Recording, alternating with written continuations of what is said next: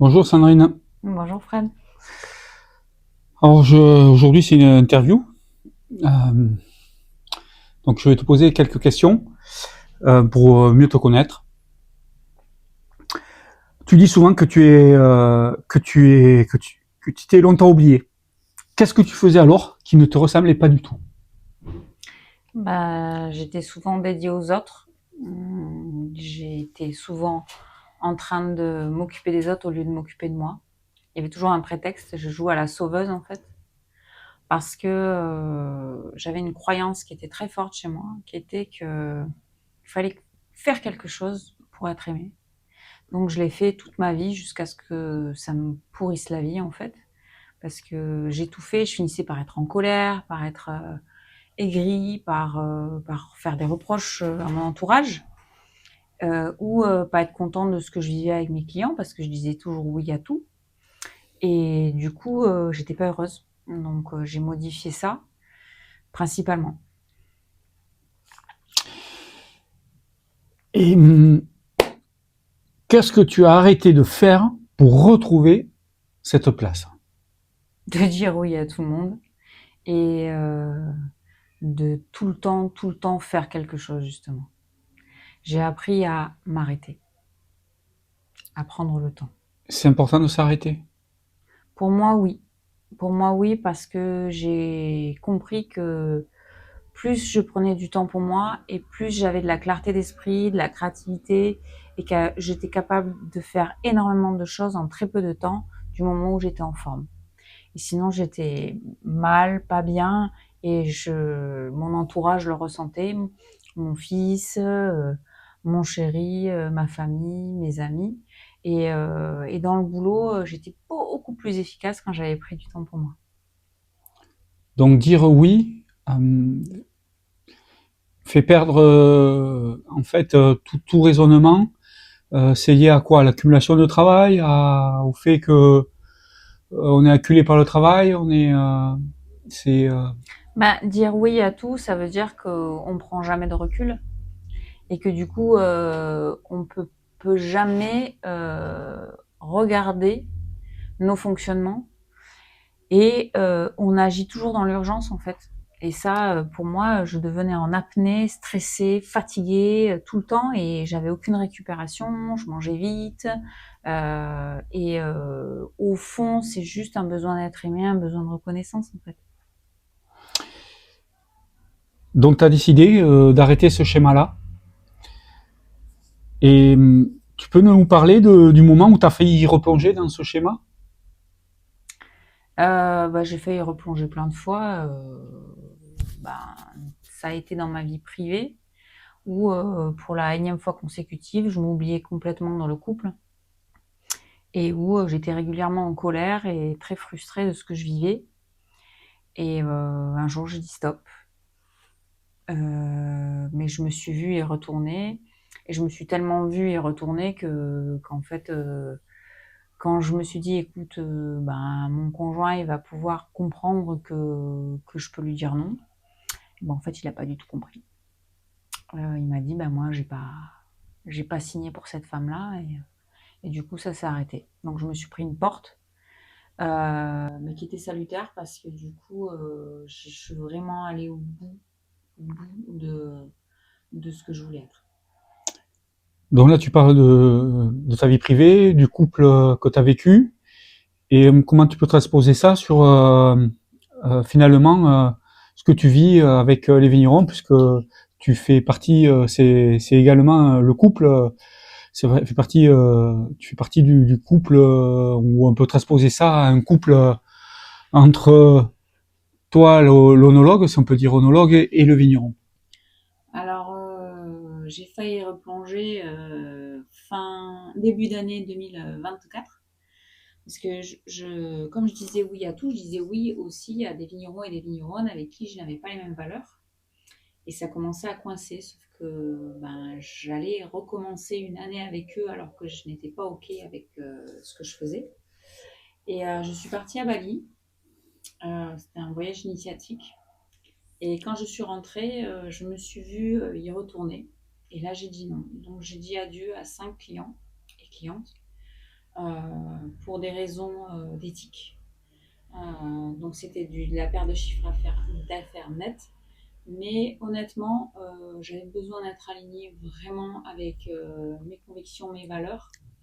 Et je voulais dire oui à des projets et à des personnes qui avaient vraiment envie d'être aidées, qui avaient vraiment envie de s'engager dans quelque chose et qui avaient une vraie éthique de travail. Et là, c'était plus possible pour moi. Et ça s'est très bien passé.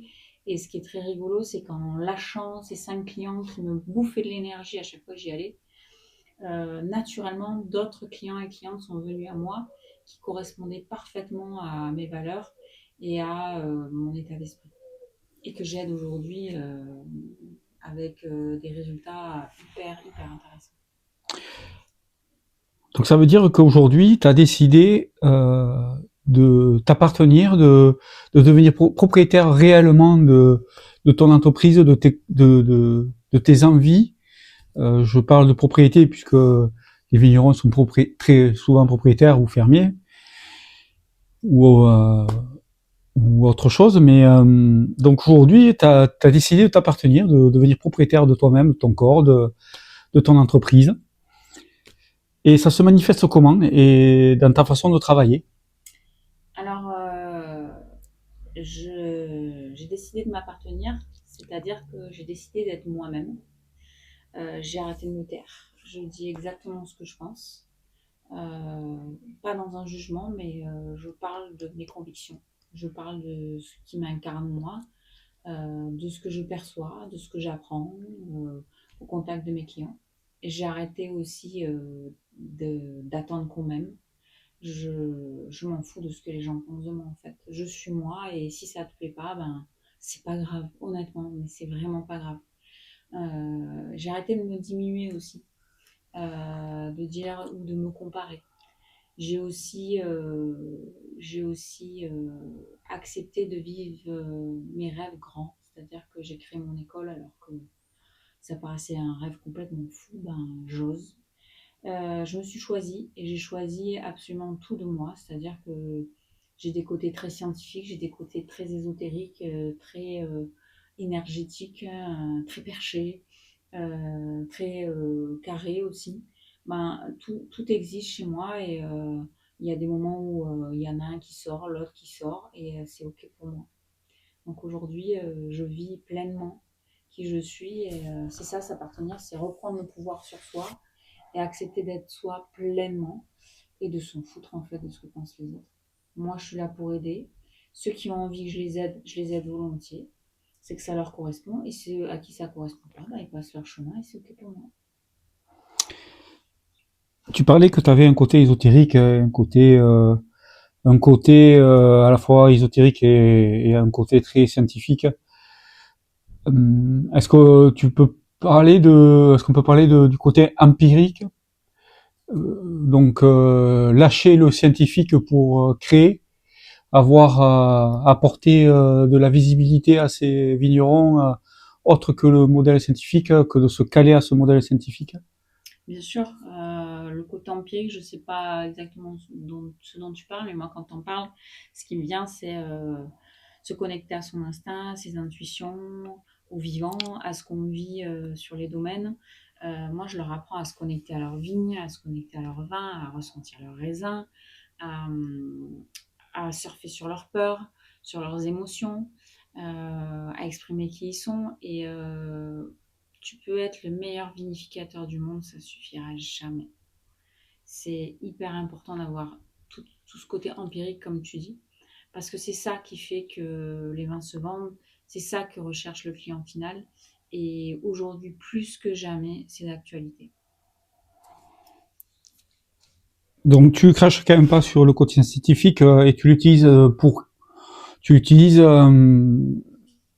pourquoi tu utilises ce côté scientifique il est important à ramener au côté empirique, au côté Bien sûr qu'il est important, mais ce qui est important pour les vignerons, c'est de lâcher ce côté technique, scientifique. Parce que ça, en tant qu'œnologue, quand ils font appel à nous, on est là pour les aider. Mais ce qu'il faut, c'est qu'ils lâchent prise. C'est-à-dire que la technique, c'est important, notamment aujourd'hui avec le changement climatique, on a vraiment des problématiques bactériennes, de bret, etc. On va de plus en plus vers des vins sans intrants, beaucoup plus respectueux de l'environnement. On travaille l'agroforesterie, tout ça, mais ça s'improvise pas. C'est pas un matin tu te lèves et tu vas faire des vins nature comme ça. C'est pas un matin tu vas dire j'arrête de mettre des levures en sachet.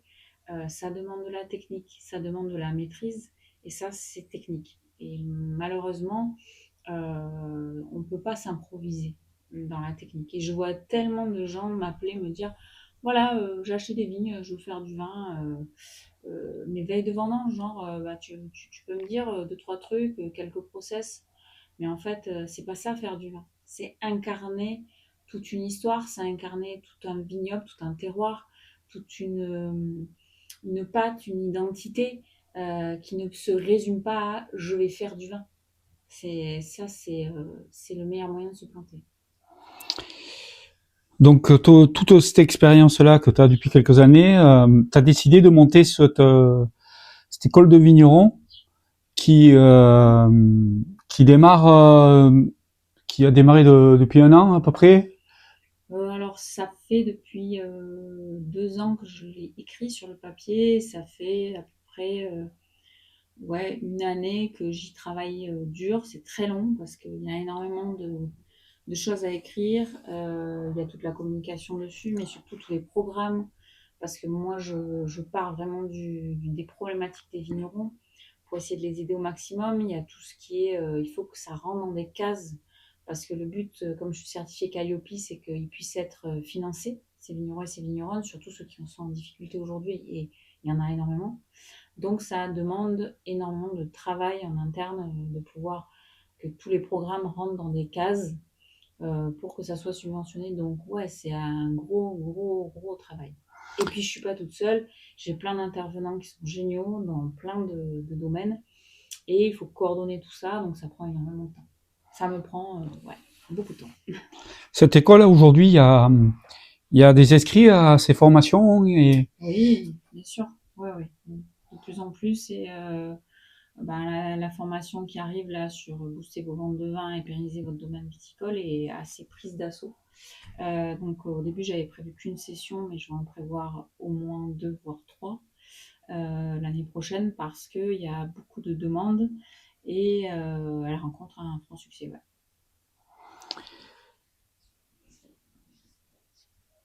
donc pour arriver à avoir ce franc succès, avoir autant de monde, avoir avoir des suivis sur les réseaux, être suivi sur ces réseaux-là, qui est Instagram, Facebook, LinkedIn, enfin, bref tous ces réseaux.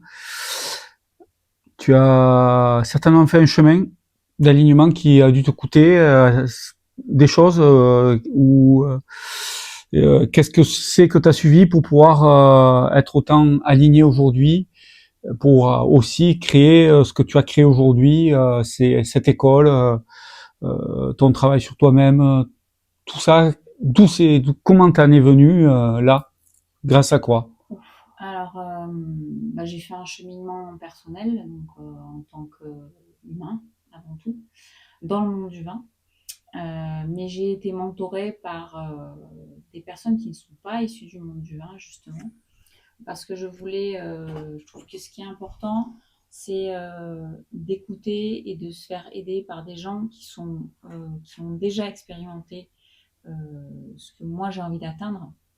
Parce que écouter des gens qui te donnent des conseils sur ce que tu vas faire et qui eux-mêmes n'y arrivent pas, ça marche jamais en fait. On ne peut pas se faire aider par des gens qui n'ont pas fait le chemin en fait.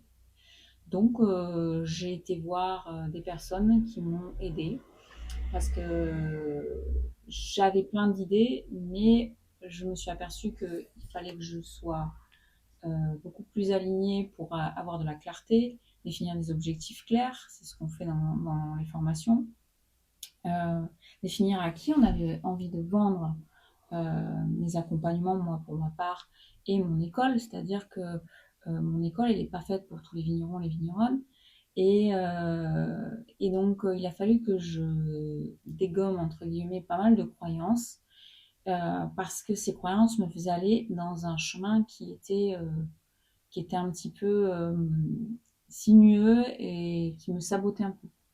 Donc, j'ai eu plusieurs mentors, souvent des femmes, qui m'ont guidée, qui m'ont amené une méthode, qui m'ont permis de communiquer sur les réseaux sociaux, parce qu'à la base, moi, je suis quelqu'un d'assez timide, qui, il y a 2 ans, ne s'exprimait pas du tout sur les réseaux. Et aujourd'hui, je trouve que c'est un fabuleux moyen de rentrer en contact avec les personnes qui nous correspondent. Et du coup, dans la formation Booster au vente de vin et pérenniser son domaine viticole, j'ai voulu mettre en avant ça en plus de plein de choses parce que j'ai appris ces techniques, parce qu'elles marchent. C'est impressionnant comme ça marche. Et qu'aujourd'hui, 80% des vignerons n'ont, et encore, je suis loin de la vérité, 80% des vignerons n'ont pas de stratégie commerciale. Parce que jusqu'à présent, le vin se vendait, on avait des agents, on avait des cavistes, des restaurants, on avait des gens qui venaient au caveau, mais on n'avait pas besoin de se structurer, d'être une entreprise, d'être responsable d'une stratégie pour vendre du vin. Aujourd'hui, c'est indispensable. Et cette formation, elle attire parce que justement, ça structure une stratégie, mais avec les outils d'aujourd'hui, avec des automatisations.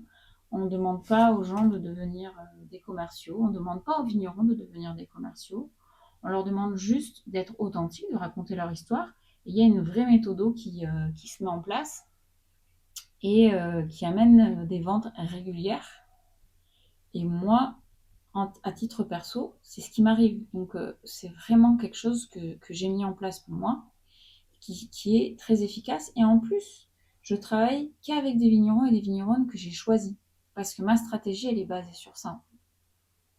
Finalement, c'est ton école un peu innovante puisque tu apportes à tous ces vignerons une autre visibilité que tu allé chercher auprès de tes coachs qui sont plutôt dans le monde, peut-être je me trompe, dans le monde industriel, dans tout ce qui est vente, commercialisation qui est hors cadre du monde agricole.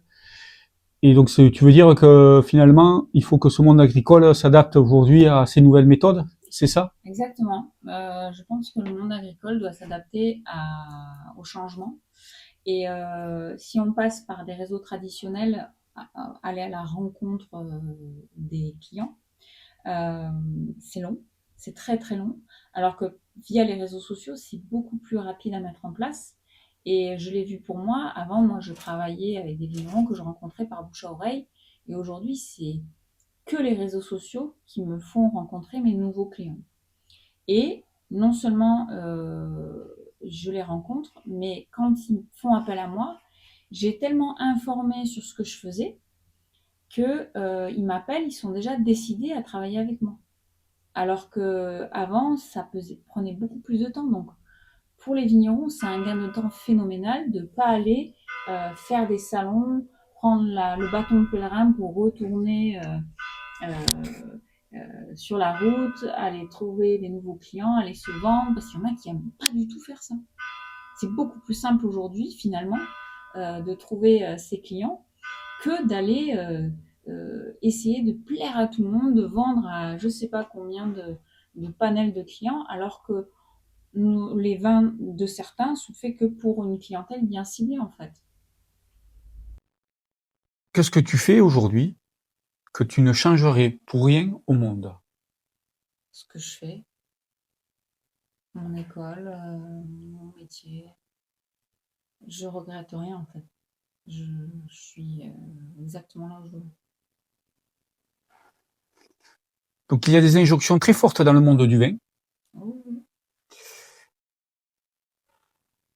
Quelles sont celles aujourd'hui que tu refuses désormais? que le marché est saturé et que c'est la galère pour vendre. J'y crois pas du tout. C'est juste que le système a changé et qu'il faut s'adapter. Il faut réapprendre à vendre du vin. Et je l'entends tout le temps. Et honnêtement, c'est fabuleux ce qui arrive. Fabuleux pour ceux qui vont prendre le virage, vraiment. Après, qu'on s'en sortira pas avec le milieu, que c'est à cause du changement climatique, ouais, ok. Mais le milieu, c'est une fabuleuse opportunité de travailler l'immunité et le système vigne en entier. Donc il n'y a que des opportunités en fait, c'est juste qu'on le voit du prisme de la peur et pas de, de cette capacité dans le monde à rebondir en fait. Alors, tu aides des vignerons à faire du vin qui leur ressemble. Toi, tu as mis combien de temps à oser faire ton métier et qui te ressemble à toi? Combien de temps t'as mis? Quasiment 20 ans. J'ai mis quasiment 20 ans à faire un métier qui me ressemble parfaitement et à être aligné vraiment avec ce que je fais. Parce que je pense que chaque vigneron, vigneronne ou chaque être humain a un chemin à faire qui prend le temps qu'il faut en fait. Et pour rebondir sur la question précédente, je vois énormément de personnes proposer des formations sur le vin, des séminaires de 2 jours qui apparaissent comme novateurs, mais je crois absolument pas au fait qu'en 2 jours, on puisse changer nos croyances, notre manière de penser la vente du vin. Je pense qu'il faut du temps. C'est pour ça que moi, ma formation, elle dure 3 mois et je pense que c'est un minimum pour pouvoir bouger les curseurs. Donc, ça prend du temps de devenir soi et d'être vraiment aligné. Parce qu'au-delà de vendre du vin, c'est vendre du vin en étant soi-même et en étant heureux. Ça change tout. Sandrine, donc il y a beaucoup de vignerons qui ont une problématique avec l'argent, c'est bien connu. Les paysans n'ont pas d'argent, ont toujours peur de perdre de l'argent, ont toujours peur de se faire avoir, ont toujours peur de pas avoir suffisamment d'argent pour nourrir sa famille. C'est peut-être ancestral tout ça, mais qu'est-ce que tu peux dire du rapport argent et vigneron? Alors, dans la période de crise dans laquelle on passe, les vignerons et vigneronnes ont peur de ne pas vendre. Et quand ils ont peur, l'argent devient un objectif. C'est-à-dire qu'il faut à tout prix gagner de l'argent parce que sinon, ils ne bouclent pas les fins de mois, ils vont fermer leur domaine. Le problème, c'est que l'argent doit être une conséquence et pas un objectif. Et ça, ils l'ont oublié. Ça doit être la conséquence de 3 choses fondamentales et la troisième est big. La première, c'est que l'argent doit être la conséquence de la solution qu'ils proposent, c'est-à-dire quand quelqu'un vient lui acheter leur vin, quelle solution ils apportent au client final, c'est-à-dire le client, il vient chercher un vin pour offrir, il vient chercher quelque chose à raconter à ses copains. Ensuite, la deuxième conséquence de l'argent, c'est la valeur que tu apportes, c'est-à-dire la valeur qu'apporte le vigneron, son histoire, son passif, comment il s'occupe de ses vignes, comment il s'occupe de sa cave, c'est quoi ses convictions. Et la troisième, l'argent doit être la conséquence du degré auquel tu es toi-même et ce degré, comment il s'exprime dans ce que tu crées, dans les vins que tu crées. Et ça, s'il y a ces 3 combos-là, la conséquence de ça, c'est que l'argent arrive. Et ça, je le travaille dans la formation avec un module dédié à ça, parce que c'est fondamental.